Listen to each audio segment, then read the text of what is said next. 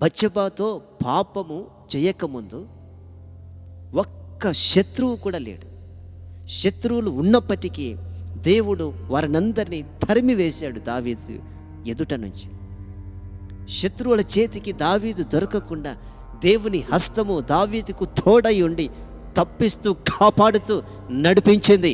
అయితే ఎప్పుడైతే బత్షెబ విషయంలో దావీదు పొరపాటు చేశాడో ఆ రోజు నుంచి వ్యతిరేకతలు మొదలయ్యాయి.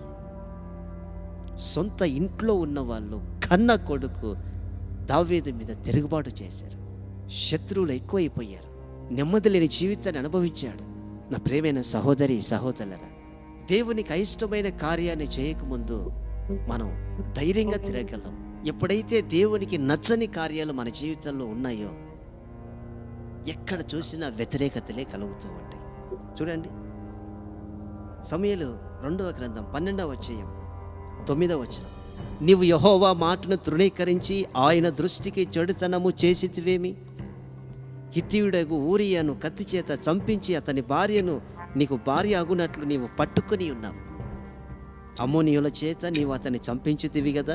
నీవు నన్ను లక్ష్యము చేయక హిత్తీయుడగు ఊరియా భార్యను నీకు భార్య అగునట్లు తీసుకునినందున నీ ఇంటి వారికి సదాకాలము యుద్ధము కలుగును. చూసారా, సదాకాలము యుద్ధము కలుగును. నా మాట ఆలకించుము, యెహోవా నాకు నేను సెలవిచ్చున్నదేమనగా నీ ఇంటి వారి మూలముననే నేను నీకు అపాయము పుట్టింతును. యుద్ధము కలుగుతుంది నీ ఇంటిలో. నీ ఇంటిలో ఉన్న వారి ద్వారానే నీకు అపాయము కలిగేటట్లు నేను చేస్తాను. దావీదు తప్పు చేసినప్పుడు దేవుడు దావీదుని హెచ్చరించినప్పుడు దావీదు పశ్చాత్తాపడ్డాడు. అందుకే దేవుడు దావీదుని నా హృదయానుసారుడు అన్నాడు. మరలా పాపం చేయలేదు, వాక్యం ఉంది.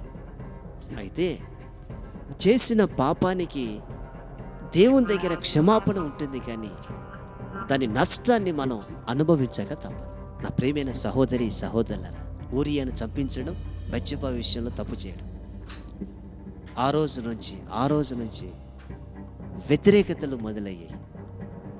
మన జీవితంలో తప్పు చేయకముందు, పాపం చేయకముందు దేవుడు మనకు తోడుగా ఉండి అన్ని విధాలుగా కాపాడుతూ నడిపిస్తాడు. పాపం ఎప్పుడైతే ప్రవేశిస్తుందో వ్యతిరేకతలు ప్రారంభమవుతాయి. అంతవరకు శత్రువులు ఉన్నప్పటికీ ఏ శత్రువు కూడా దావీదుని టచ్ చేయలేకపోయారు, తాకలేకపోయారు. కానీ ఎప్పుడైతే ఈ పాపం ప్రవేశించిందో ఇంటిలో ఉన్న వాళ్ళే శత్రువులు అయిపోయారు. ఈరోజు ఒక్కసారి ఆలోచించండి, చేసే పొరపాట్ల వల్ల ఇంటిలో ఉన్న వాళ్ళు నిన్ను దూషిస్తున్నారు కదా. నడిచే అక్రమమైన మార్గాలను బట్టి ఇంట్లో ఉన్న వాళ్ళే నిన్ను శత్రువుగా చూసి ఎగతాళి చేస్తున్నారు కదా.